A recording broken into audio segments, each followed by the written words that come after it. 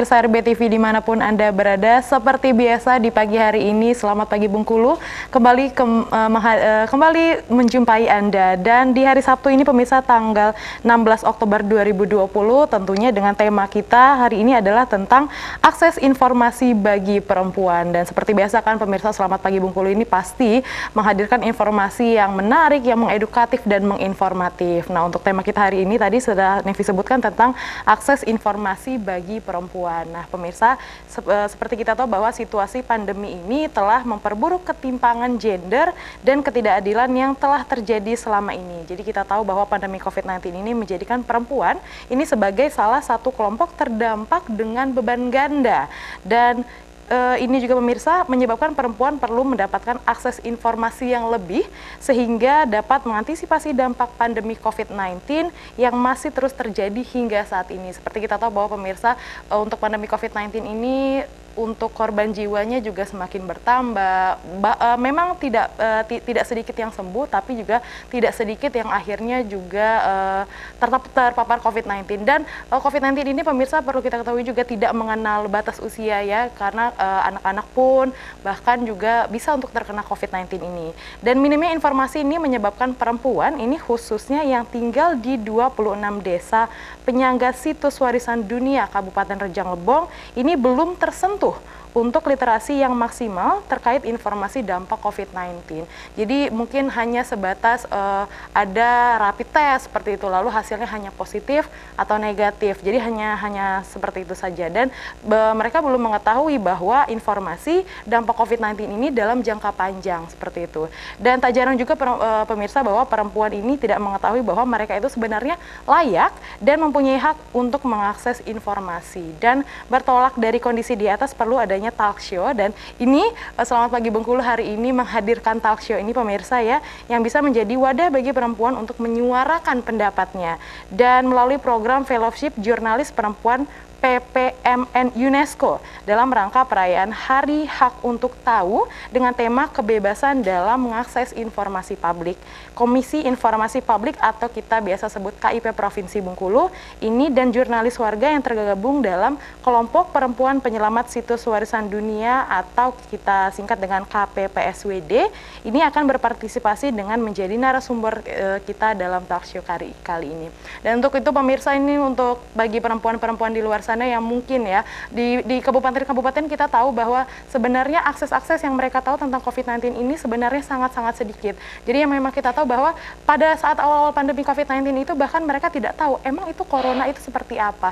Jadi tidak banyak yang tahu bahwa virus corona ini cukup mematikan, bahkan karena ketidaktahuan dari masyarakat di banyak kabupaten yang akhirnya mengabaikan protokol kesehatan dengan misalnya memakai masker atau terus bisa mencuci tangan, menggunakan hand sanitizer dan berperilaku pola hidup bersih dan sehat. Ini mereka abai seperti itu pemirsa, sehingga semakin dari awal bulan Maret ya pemirsa ya, dari awal bulan Maret sehingga akhirnya pandemi COVID-19 ini di Bengkulu, akhirnya Bengkulu juga tersebar dan akhirnya tersebar di beberapa kabupaten.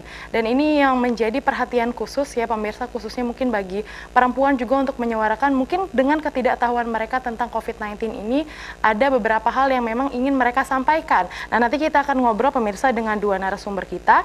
Kita yang pertama nanti ada Ibu Mona Anggraini SPT selaku Ketua Bidang Advokasi Sosialisasi Edukasi KIP Bengkulu, dan yang kedua kita punya Ibu Intan Yones Astika selaku anggota KPPSWD dan merupakan juga jurnalis warga. Jadi nanti kita akan berbincang pemirsa sebenarnya informasi KIP itu seperti apa dan hak informasi publik itu seperti apa. Memang selama ini perempuan itu hanya sebatas tahu informasinya hanya sebatas apa sih, dan apa yang perlu perempuan tahu atau bisa menyuarakan haknya untuk sebagai hak perempuan untuk mengetahui dari wabah pandemi COVID-19 ini. Jadi kita nanti akan berbincang-bincang dengan dua narasumber kita. Untuk itu pemirsa jangan kemana-mana, tetap bersama kami di Selamat Pagi Bengkulu.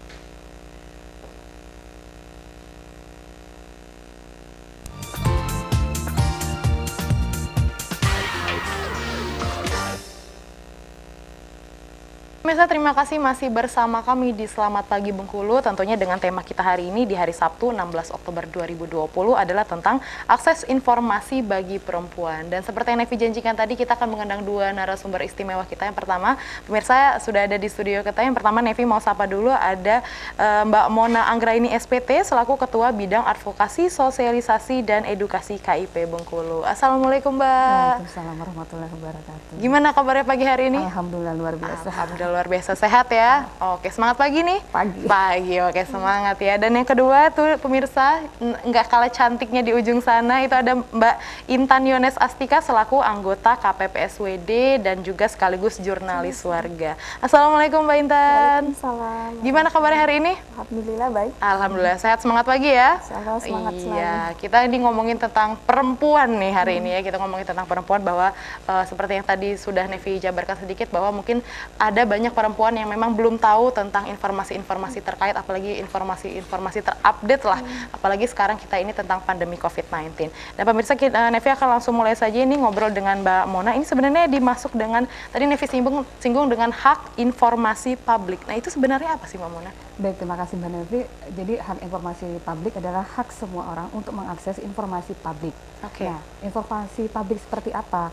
Nah, balik lagi ke pengertian tentang informasi publik itu, yaitu informasi publik adalah informasi yang disimpan, dikelola, dan disimpan oleh badan publik atau lembaga lainnya yang dibiayai oleh negara melalui APBN ataupun APBD. Jadi lembaga sosial yang lainnya juga yang dibiayai oleh APBN ataupun APBD itu adalah harus memiliki arsip lah seperti itu untuk menyimpan informasi publik. Jadi informasi publik itu adalah informasi yang memang terkelola, disimpan dan dikeluarkan oleh badan publik ataupun lembaga lainnya.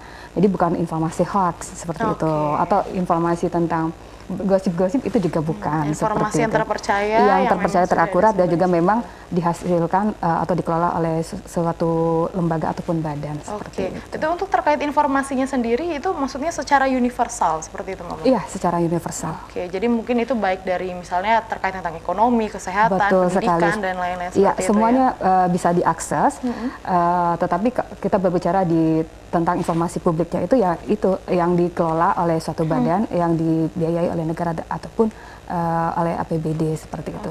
Masjid pun kan dibiayai oleh negara kan, misalnya seperti. Jadi kita bisa meminta informasi sekecil-kecil apapun asal informasi itu memang dikelola dengan baik seperti itu. Dan memang tidak hoax ya, tidak hoax. Memang akurat seperti itu. Betul sekali. Dan ini memang ternyata ini Nevi juga baru mengetahui nih ya, ada yang namanya dengan hak informasi publik. Jadi memang secara universal boleh beritanya tentang apa saja, tapi dengan tetap akurat yang memang dibiayai oleh negara. Nah untuk informasinya sendiri, ini informasi seperti apa saja ini Mbak Mona? Seperti tadi udah tentang informasi semuanya. Misalnya tadi ada informasi tentang ekonomi, itu kemana kita harus mencarinya, tentang keuangan, nah kemana lagi kita harus mencarinya, kesehatan kita kemana mencarinya. Jadi tidak semua badan publik itu mengetahui apa yang diminta oleh masyarakat seperti itu. Jadi informasinya itu memang informasi yang harus kita ketahui bagaimana cara kita meminta informasi itu kepada siapa yang berwenang untuk menjawab informasi yang kita minta. Apalagi negara sudah menjamin kebebasan kita untuk mendapatkan informasi, dan undang-undangnya juga ada, Undang-Undang Nomor 14 Tahun 2008 tentang keterbukaan informasi. Seperti itu. Dan juga di pasal 28 huruf F Undang-Undang Dasar 1945 juga memberikan akses kebebasan kepada semua warga negara Indonesia untuk mendapatkan informasi apa yang ingin mereka dapatkan seperti itu. Jadi semuanya udah dijamin Mbak Nevi. Betul ya. Jadi untuk dari hak informasi publik ini sendiri memang mereka menjalin kerjasamanya dengan siapa saja? Mungkin dengan wartawan atau dengan siapa ini? Jadi kalau bentuk kerjasamanya tidak ada. Tapi semua orang bisa meminta informasi yang mereka inginkan. Misalnya saat ini tentang yang lagi kita rasakan itu pandemi COVID-19. Nah, jadi kita mintanya ke dinas kesehatan, jangan ke dinas pendidikan, jangan, karena memang mereka tidak menguasai badan publik tersebut seperti itu. Jadi misalnya saat ini saya butuh informasi tentang kehutanan, tentang apa saja yang sekarang menjadi konsentrasi dari teman-teman dari konservasi misalnya seperti itu. Berarti mintanya ke DLHK seperti Dinas Lingkungan Hidup dan Kehutanan. Jadi kalau mintanya ke RBTV juga salah seperti itu. Memang RBTV adalah sumber informasi, tetapi tidak menguasai informasi yang kita minta. Jadi tujuannya itu yang harus kita ketahui untuk apa informasi itu dan dikuasai tidak oleh badan publik atau lembaga tersebut seperti itu. Artinya memang perlu narasumber yang memang mengetahui jelas atau mengetahui detail tentang informasi-informasi terkait tersebut. Nah, kalau untuk informasi yang menjadi hak informasi publik ini khususnya untuk menghadapi COVID ini seperti apa, Mbak? Jadi untuk menghadapi COVID-19 tadi saya sudah informasikan bahwa kita memintanya ke Dinas Kesehatan, tetapi untuk pengumuman siapa yang terpapar atau tidak itu tidak bisa karena itu adalah informasi yang dikecualikan membuka identitas diri. Membuka identitas diri, misalnya saya pastikan kita tracingnya nama lengkap, alamat, terus juga biodata lah seperti itu. Tapi kalau tidak diberikan dari narasumber itu tidak mau memberikan informasi itu tidak apa-apa karena itu sudah ada di pasal 17 Undang-Undang Nomor 14 tahun 2008 tentang identitas diri tidak bisa dibuka. Tetapi kalau dia membuka sendiri itu tidak apa-apa. Jadi tracingnya itu cukup mungkin dinas yang terkait, Dinas Kesehatan, karena memang mau tracing, tapi tidak diungkapkan secara detail siapa yang terpapar COVID-19 seperti itu. Jadi ada informasi-informasi yang terbuka dan yang tertutup tentunya.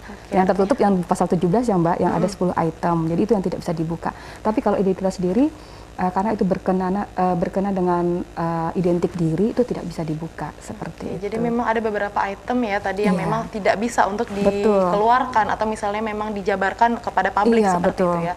Nah kalau begitu misalnya ini informasinya sendiri kan kadang kita tahu bahwa informasi ini di satu tempat itu mengatakan A misalnya, kalau tempat kedua mengatakan B seperti itu. Apakah memang itu nanti untuk secara kesimpulannya atau itu memang dipelajari dulu terlebih dahulu atau seperti apa? Karena memang kita tahu nih salah satunya saja yang Mbak Monaya bahkan mengatakan bahwa akhir-akhir ini sudah ada berita yang mengatakan bahwa untuk pemakaman COVID-19 itu sebenarnya tidak perlu seperti itu karena ada beberapa juga dokter yang akhirnya bilang inangnya kalau COVID itu sudah meninggal. Jadi maksudnya tidak perlu terlalu memakai APBD dan segala macam. Nah, ini informasi-informasi ini apakah memang disaring dulu atau seperti apa? Baik, jadi kalau informasi tentang kesehatan, tentang COVID-19, tentang cara penguburan yang tentang mungkin klaster atau cara penguburannya itu seperti itu memang harus dijelaskan oleh Dinas Kesehatan, Mbak. Dinas Kesehatan yang harus memberikan sosialisasi kepada masyarakat, itu yang harus mereka jelaskan dan juga mereka kalau tidak bisa, kalau saat ini kan kita tidak bisa mengumpulkan massa, jadi kita tidak bisa melakukan sosialisasi secara langsung terhadap masyarakat, tetapi kan banyak media sekarang ini. Nah, salah satunya yang kami sering ungkapkan yaitu aktifkan website dari dinas-dinas tersebut yang terkait. Jadi masyarakat bisa langsung mengakses informasi apa yang mereka inginkan. Misalnya saat ini seperti tadi Mbak Nevi bilang yaitu tentang pemakaman dan juga dokter juga sudah memberitahu kalau misalnya kalau sudah terpapar COVID harus mengikuti protap cara penguburan yang sesuai dengan protokol kesehatan COVID-19. Jadi itu maunya kita website dari Dinas Kesehatan itu selalu akses terupdate. Tapi sayang sekali kami sudah melihat beberapa dari badan publik ataupun dinas terkait itu tidak aktif dari websitenya. Apalagi sekarang sudah zamannya gadget ya Mbak. Jadi semuanya bisa diakses melalui satu genggaman tangan.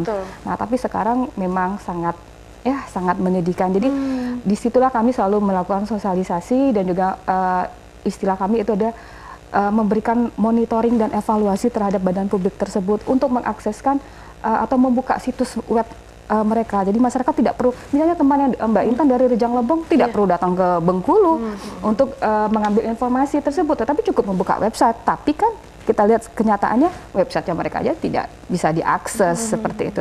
Alasannya karena tidak ada tenaga administrasi atau tenaga operator untuk membuka website tersebut atau membuat update data tersebut karena keterbatasan SDM. Jadi kalau hal-hal seperti itu sudah biasa kami dengar, khususnya karena saya bagian sosialisasi dan advokasi kepada seluruh teman-teman BP, Badan Publik di Provinsi Bengkulu, jadi sudah hafal, kadang-kadang saya cuma ketawa seperti itu. Jadi itu yang menjadi kendala kita saat ini di Komisi Informasi. Jadi itu ya kendalanya, tadi memang kita misalnya membuka suatu website, tidak update, mungkin entah 4 bulan yang lalu baru diupdate kan seperti itu. Nah, untuk tadi dikatakan sama Mbak Boni adalah tentang evaluasinya. Selama ini evaluasi seperti apa saja yang diberikan? Jadi evaluasi kita sudah kita lakukan untuk karena saya masuk di periode yang kedua, kami sudah melakukan pemeringkatan tentang evaluasi badan publik yang memang benar-benar sudah terbuka. Dari segi permintaan dari informasi dari masyarakat yang mereka sudah mengakomodir, setelah itu website mereka yang sudah mengakomodir semua di bawah badan-badan publik yang ada di maksudnya OPD ya kalau di kabupaten atau dinas-dinas terkait seperti itu. Kami sudah melakukan pemeringkatan di semua badan publik yang ada di Provinsi Bengkulu. Untuk tahun kemarin yang meraih predikat pertama informatif adalah Kabupaten Mukomuko. Kota Bengkulu di predikat kedua Bengkulu Utara. Tapi untuk tahun ini karena di situasi pandemi COVID-19, jadi tahun ini kami tidak mengadakan evaluasi untuk melakukan karena pertama ada keterbatasan keterbatasan SDM dan juga keterbatasan alat. Kalau kita melakukan secara Zoom atau melalui daring, alat kami juga belum cukup, Mbak. Jadi kami harus ke Dinas Kominfo atau ke Pemda Provinsi. Itu yang menyebabkan tahun ini kami ditiadakan dulu, karena kalau di KI Pusat itu secara daring semua. Tapi kan mereka sudah didukung dengan peralatan yang lengkap. Insya Allah tahun depan kalau memang tidak ada lagi pandemi COVID-19 ini, kita akan melakukan evaluasi. Tapi untuk secara bukan secara untuk melakukan evaluasi secara keseluruhan, tapi kami untuk satu badan publik sudah kami melakukan evaluasi. Misalnya seperti tadi, websitenya tidak terbuka, kenapa ini tidak bisa terbuka atau tidak bisa terupdate, khususnya untuk yang memang sekarang ini sangat dicari oleh masyarakat adalah Dinas Kesehatan. Seperti itu. Di mana-mana semua orang mencari tentang updatean Dinas Kesehatan ya, entah itu baik pandemi COVID-19 ini mungkin seperti apanya seperti itu. Nah, kita ke Mbak Intan ini juga. Ini Mbak Intan sebenarnya KPPSWD. Nah, tadi sudah disebutkan KPPSWD. Sebenarnya KPPSWD itu apa sih Mbak Intan? KPPSWD itu sendiri, kalau di sana tertulisan kelompok, sebenarnya itu komunitas perempuan. Komunitas perempuan penyelamat situs warisan dunia. Jadi apa itu sendiri, KPPSWD itu sendiri apa? Gitu. Nah, KPPSWD sendiri terbentuk itu di tahun 2016. Jadi terbentuknya KPPSWD ini atas dasar kesadaran dari perempuan-perempuan yang ada di Kabupaten Rejang Lebong. Mereka mengetahui atas apa sih yang dialami perempuan, terus bagaimana kondisi lingkungan saat ini gitu. Dari keprihatinan atas kondisi itu, perempuan mencoba memperjuangkan hak perempuan atas lingkungan hidup itu sendiri gitu, atas lingkungan hidup untuk mendapatkan hak atas lingkungan hidup yang baik dan sehat. Nah, upaya yang dilakukan sendiri, kami mencoba menggali aspirasi dan pengetahuan perempuan yang ada di desa sekitaran TNKS, Taman Nasional Kerinci Seblat, untuk disampaikan dengan publik, masyarakat, dan juga pengambil kebijakan gitu. Jadi untuk mendapatkan dukungan juga untuk memperjuangkan kondisi lingkungan hidup itu sendiri gitu yang baik. Jadi kita mau tentang komunitas perempuan pelindung warisan dunia, penyelamat situs warisan dunia. Penyelamat situs warisan dunia. Dan memang ini anggotanya memang sengaja untuk perempuan semua atau ini sebenarnya dasarnya apa, ini anggotanya adalah perempuan seperti itu? Kalau anggotanya sendiri memang khusus untuk perempuan karena komunitas perempuan kan. Karena memang yang kita ketahui sekarang, kalau untuk kondisi lingkungan sendiri, jika mengalami kerusakan atau mengalami bencana yang mempunyai dampak lebih berat sendiri, itu adalah perempuan, di mana perempuan sendiri yang kita ketahui banyak beraktivitas di ranah domestik dan terutama juga untuk untuk reproduksinya sendiri. Dan jika terjadi bencana yang lebih rentan mengalami dampak lebih berat itu terhadap perempuan jika kondisi bencana seperti banjir, kondisi air yang tidak bersih. Nah, untuk perempuan sendiri untuk mendapatkan sumber air bersih itu susah. Nah, untuk mereka melakukan aktivitas skala domestik untuk di rumah tangga itu sendiri mereka mengalami kesusahan gitu. Nah itu dari ranah domestik sendiri, dia nggak cuman memikirkan diri sendiri kan, perempuan juga memikirkan bagaimana untuk anak-anaknya, terus untuk keluarganya gitu. Nah untuk ranah reproduksi sendiri yang kita ketahui bahwa perempuan mengalami masa menstruasi. Nah dari situ sendiri jika kondisi air sendiri tidak bersih, maka pasti kesehatan perempuan itu sendiri bakalan terancam gitu. Gambarannya seperti itu, memperjuangkan hak perempuan. Akhirnya ada komunitas perempuan ya seperti ini. Nah, untuk yang sudah dilakukan dari KPPSWD ini untuk membuka akses informasi bagi perempuan di 10 desa penjaga TNKS ini sudah apa aja ini Mbak? Dari akses perjuangan akses informasinya sendiri, itu tadi kami mencoba untuk menggali aspirasi dan pengetahuan perempuan yang ada di desa sekitaran TNKS, bahwa sebenarnya perempuan itu sendiri mereka belum mengetahui bahwa mereka itu punya hak untuk berkomunikasi. Dari kelompok kami juga ada kelompok yang memang kelompok perempuan yang kami mencoba mencari informasi terkait apa yang sudah dialami, terus jika terjadi kerusakan atau kondisi saat ini apa sih yang dirasakan, yang dialami oleh perempuan itu sendiri gitu.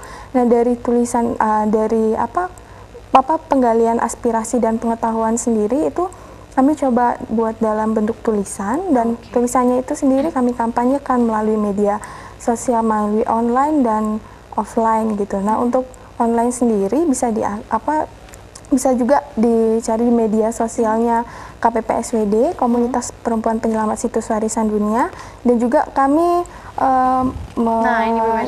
kami dicetak juga dalam bentuk newsletter di sini dalam bentuknya Jendela Perempuan Desa sekitar TNKS gitu.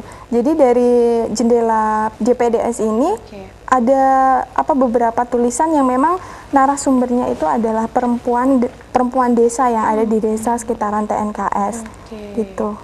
Jadi memang ini bentuk secara offline ya seperti itu ya, dan memang ini disajikan dalam bentuk seperti ini agar memang untuk perempuan-perempuan sendiri bisa mengakses informasi sebenarnya ada apa saja sih untuk di lingkungan mereka sendiri seperti itu ya. Nah ini kalau kita lihat ini salah satu judulnya tentang harga sayur anjlok seperti itu ya, perempuan petani tertekan dan lain sebagainya. Perempuan harus bisa menginovasi dan urban farming, ringankan beban perempuan kota. Jadi memang kita tahu bahwa pemirsa untuk perempuan sendiri ini kita tahu pasti banyak kebisaannya lah ya kalau gitu. Jadi kenapa tidak untuk dimanfaatkan? Apalagi nah ini untuk menyenggol tentang pandemi COVID-19 ini sebenarnya untuk perempuannya sendiri ini Mbak Intan, apakah memang mereka belum terlalu mengenal atau belum begitu mengetahui tentang adanya virus corona ini? Kalau untuk apakah mereka sudah mengetahui sendiri?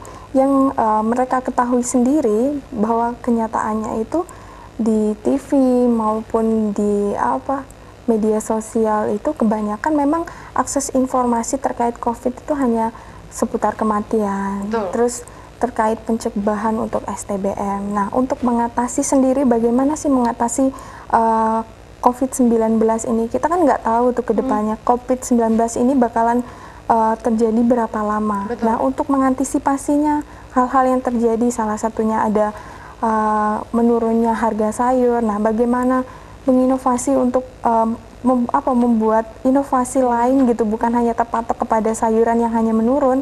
Nah, itu yang belum terinformasikan dengan perempuan-perempuan yang ada di desa gitu. Apakah itu artinya akan diberikan misalnya semacam pelatihan misalnya seperti itu? Kalau untuk semacam pelatihan itu sebenarnya perempuan itu sendiri yang sudah bisa mengantisipasinya gitu. Apa saja yang sudah mereka lakukan, ada beberapa tulisan juga yang dilakukan oleh perempuan. Ternyata perempuan itu sebelum adanya COVID sudah mengantisipasi bagaimana bagaimana mengantisipasi untuk kebutuhan pangannya sendiri untuk di rumah tangga gitu. Ternyata bukan hanya di rumah tangga untuk memikirkan rumah tangganya sendiri, ternyata perempuan juga memikirkan bagaimana cara mereka berbagi kepada tetangga gitu. Nah, terus untuk untuk sosial kepada tetangga masyarakat, ada juga dari pangan yang ada yang mereka tanam di area sekitar rumah itu, mereka juga bagikan kepada masyarakat atau tetangga lain yang memang melakukan kegiatan budaya seperti syukuran gitu. Mereka sudah melakukan itu sebenarnya. Nah, itu yang sebenarnya belum terkomunikasikan dengan perempuan-perempuan lain, atau bahkan mereka sudah melakukan itu tapi tidak terkomunikasikan gitu. Artinya memang tidak terlalu, ini tuh sebenarnya sudah loh mereka lakukan seperti itu ya. Nah, untuk ini sendiri tadi Nevi berfokusnya ini di Rejang Lebong. Apakah memang ini hanya berfokus di Rejang Lebong saja atau memang sebenarnya sudah ada di kabupaten lainnya untuk KPPSWD ini sendiri? Kalau untuk KPPSWD ini sendiri baru di Rejang Lebong. Dan memang harapannya memang ada di kabupaten lainnya yang memang memperjuangkan hak perempuan atas lingkungan hidup gitu.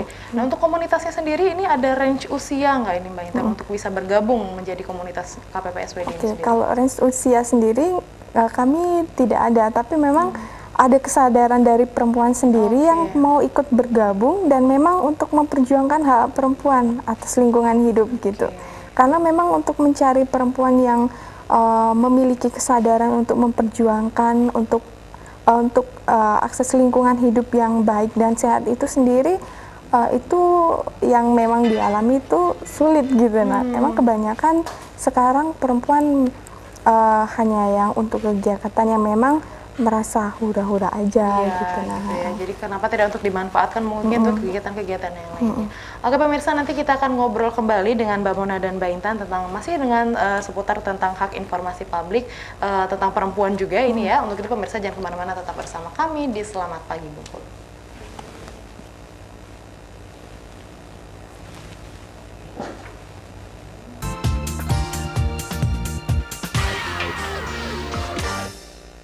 Ya pemirsa, terima kasih masih bersama kami di Selamat Pagi Bengkulu, masih dengan tema kita hari ini tentang akses informasi bagi perempuan dan masih dengan Mbak Mona dan Mbak Intan. Tadi kita sudah bahas sedikit pemirsa tentang hak informasi publik, baik juga itu tentang KPPSWD gitu ya. Kalau untuk KPPSWD sendiri memang sekarang masih berpusat di Rejang Lebong seperti itu ya, dan memang untuk ininya sendiri memang sudah berada di 10 desa di Taman Nasional Kerinci Seblat seperti itu ya Mbak Intan ya. Oke, nah kita kan mulai lagi ke Mbak Mona ini. Mbak Mona, ini bagaimana masyarakat khususnya perempuan ini untuk bisa mengakses hak informasi publik sendiri?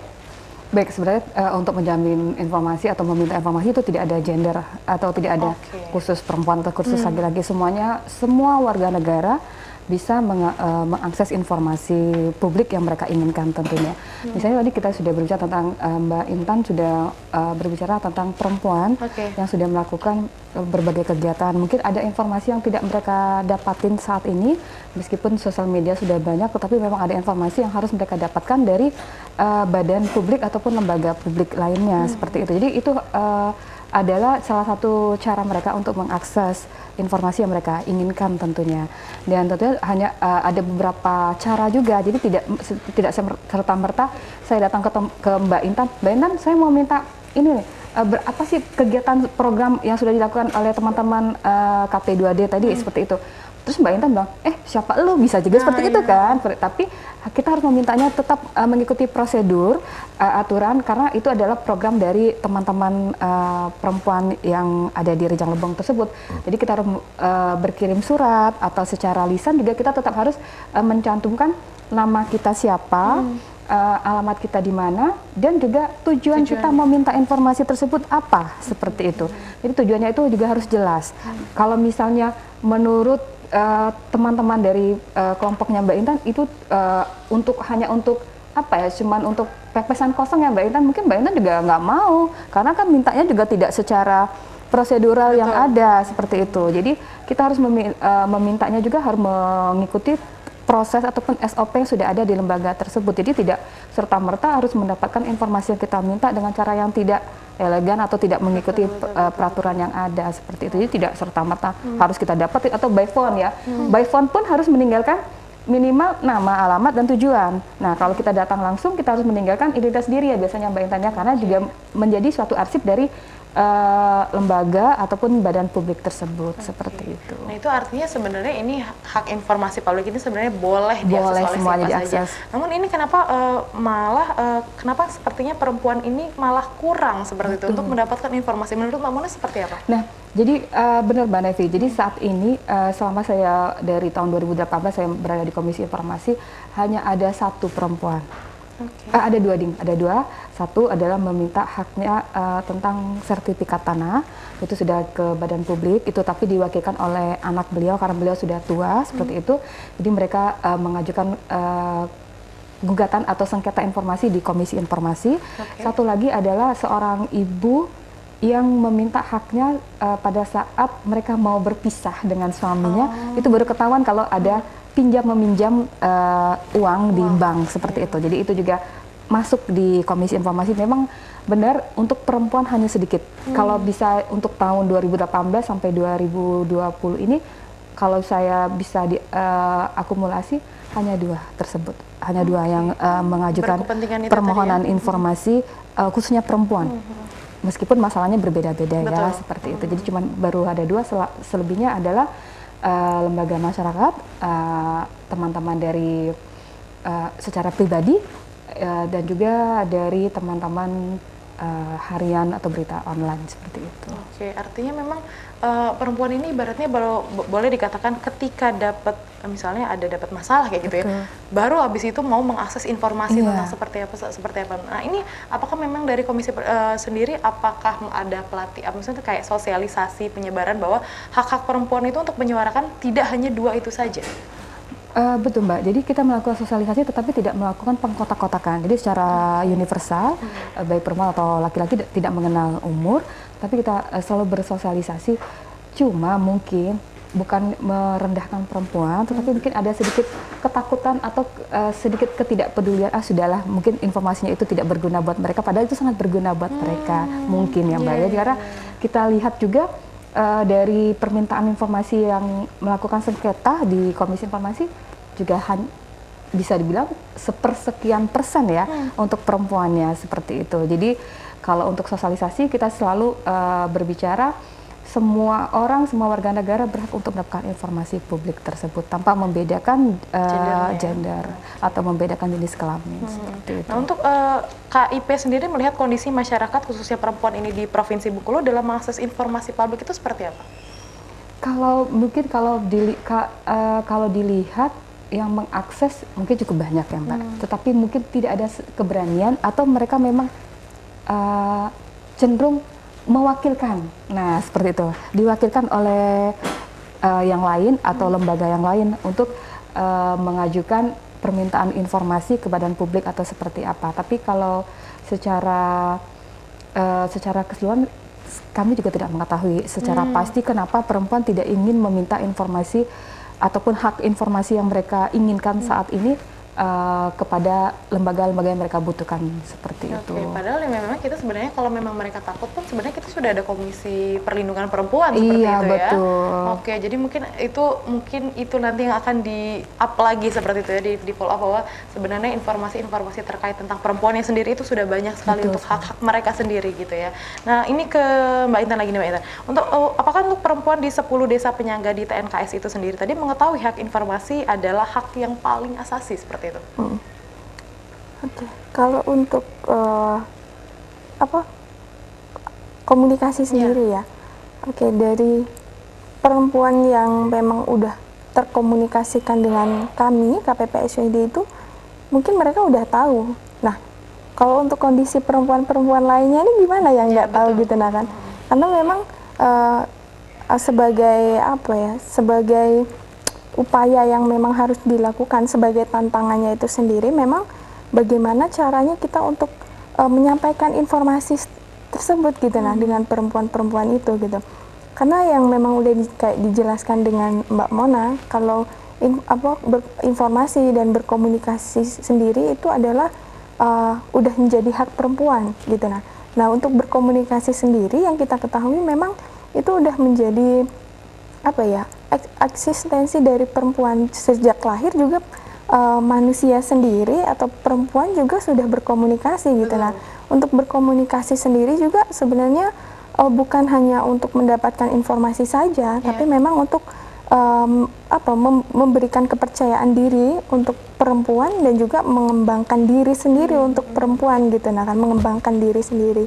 Jadi sebenarnya untuk informasi sendiri itu memang yang kita ketahui ya memang belum tersampaikan gitu. Nah, bukan karena memang perempuan, bahkan mereka mungkin nggak tahu terkait itu gitu. Nah kan makanya kita harus keterbatasan informasi itu. Nah di sini memang kita harus mengkomunikasikan itu, tantangannya memang harus mengkomunikasikan itu biar biar perempuan ya bukan hanya menerima saja, bukan hanya mewakilkan saja, tetapi mereka juga punya hak untuk menyuarakan itu gitu. Nah seperti itu.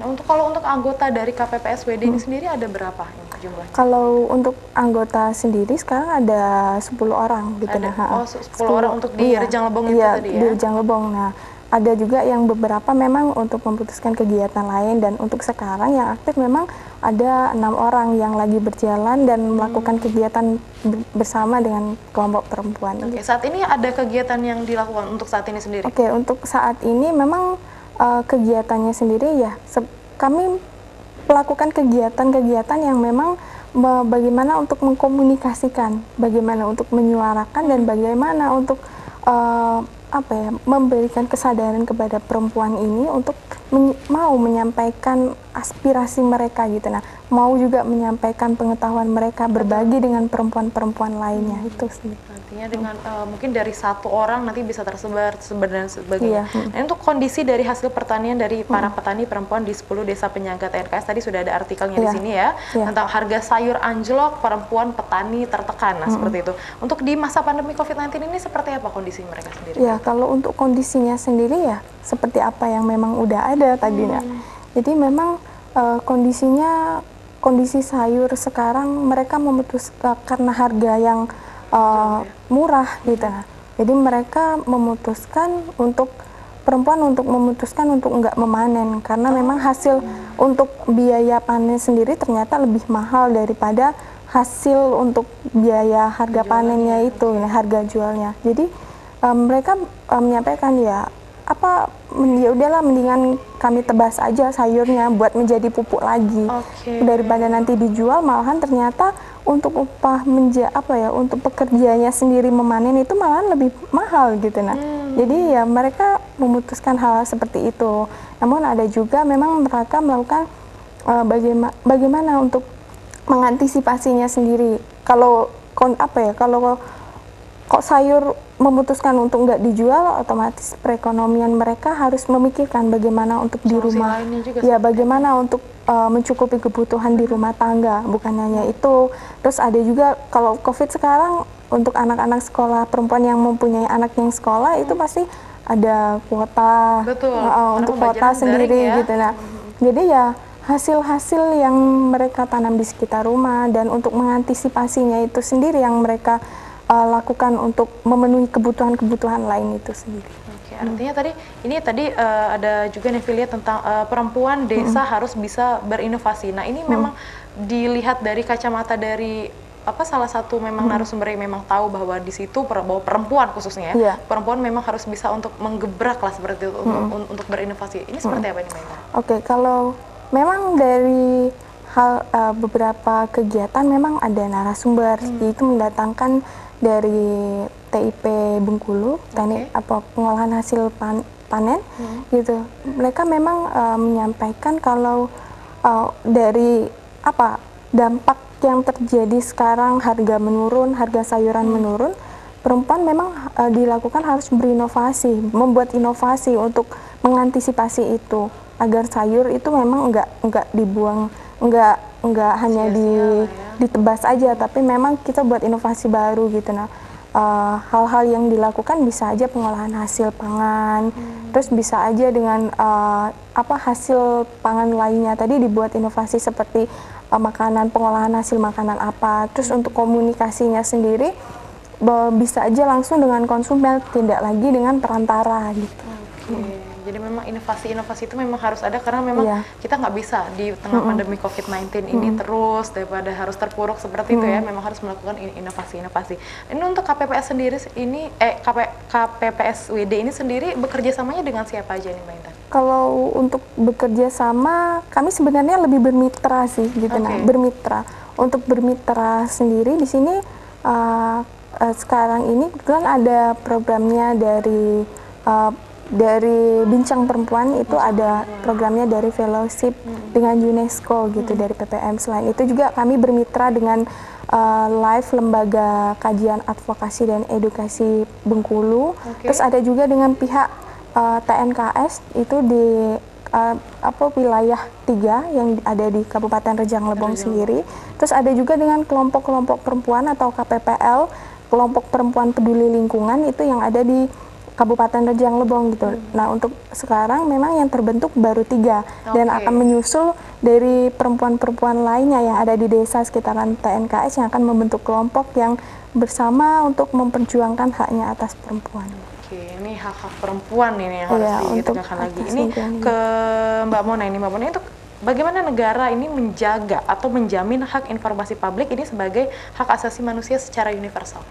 Baik, tadi di awal sudah saya informasikan bahwa negara menjamin sesuai dengan pasal 28 huruf F Undang-Undang Dasar 1945 dan diturunkan dengan Undang-Undang Nomor 14 Tahun 2008 tentang keterbukaan informasi. Jadi semua orang bisa mengakses informasi, baik untuk diinformasikan kembali atau memang menjadi konsumsi tersendiri bagi mereka. Jadi jangan takut untuk meminta informasi kepada lembaga apapun, tetapi tentunya dengan mengikuti prosedur dan aturan yang ada. Jadi tidak semena-mena ya, seperti yang sudah saya omongkan tadi. Jadi negara menjamin semua informasi yang dibutuhkan oleh masyarakat. Jadi tidak ada yang ditutup kecuali ada 10 item di pasal 17 Undang-Undang Nomor 14 Tahun 2008. Oke, artinya jangan takut untuk mendapatkan informasi apapun ya, khususnya untuk perempuan, karena memang negara sendiri sudah menjamin, sudah ada haknya di sana untuk perempuan sendiri. Nah ini kalau misalnya ini Mbak Bona, bila perempuan menemukan fakta adanya lembaga negara yang sengaja ini untuk menutup akses informasi publik,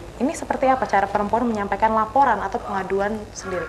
Baik, jadi kalau misalnya perempuan ingin mendapatkan informasi, sudah mengikuti aturan yang ada, sudah bersurat dan tidak dibalas, tidak dibalas oleh lembaga yang mereka minta ataupun badan publik yang mereka minta, itu ditunggu sampai 10 hari dulu Mbak, 10 hari kerja.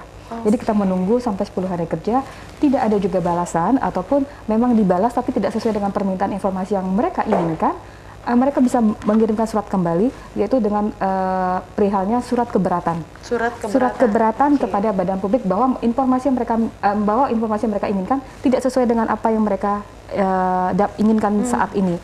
Dan itu bisa kita tunggu balasan suratnya paling lama 30 hari kerja. Jadi 30 hari kerja kita tunggu, tetapi kalau sudah tidak dibalas juga sampai 30 hari kerja, silakan langsung melakukan sengketanya ke Komisi Informasi untuk dilakukan penyelesaian sengketa informasi terhadap badan publik yang mereka tuju tentunya, atau lembaga yang mereka tuju. Nah itu tahapan-tahapannya, dan itu untuk ke Komisi Informasi harus tidak lebih dari 14 hari kerja juga untuk memasukkan ke sengketa informasi tersebut ke Komisi Informasi. Setelah itu Komisi Informasi akan meregister setiap permintaan informasi ataupun sengketa informasi yang ada. Setelah itu baru diregister, kita melakukan pemanggilan para pihak. Nah, pemanggilan para pihak itu melakukan persidangan adjudikasi non litigasi, itu setara dengan hasil pengadilan, tetapi nanti juga bisa melakukan banding di PT UN seperti itu. Jadi pada saat pemeriksaan awal kita memanggil kedua para pihak untuk memeriksa legal standing dari masing-masing para pihak. Nah, setelah itu kita melakukan mediasi. Jadi tidak semuanya melakukan sidang yang panjang, tapi melakukan mediasi. Kita menemukan dua belah pihak kenapa informasi yang mereka inginkan oleh pemohon itu tidak dikabulkan. Mungkin ada alasan tersendiri. Nah, kita mencari kami Komisi Informasi sebagai mediator penengah untuk mendamaikan atau memberikan kenapa sampai tidak diberikan atau mungkin ya namanya lagi bersilang pendapat semuanya mempunyai pendapat masing-masing. Nah, jadi seperti itu. Jadi tidak akhirnya kalau bisa itu disepakati dengan sidang mediasi, informasi bisa diberikan dan pemohon yang meminta informasi juga bisa mendapatkan informasi. Kalau tidak juga ya akhirnya melakukan sidang adjudikasi non litigasi itu Mbak. Oke, jadi memang prosedurnya pun juga tidak main-main ini pemirsa ya. Jadi kalau memang perempuan-perempuan yang kenapa ini misalnya aksesnya ditutup, itu ada bisa melakukan yang namanya surat keberatan dan itu diproses selama 30 hari.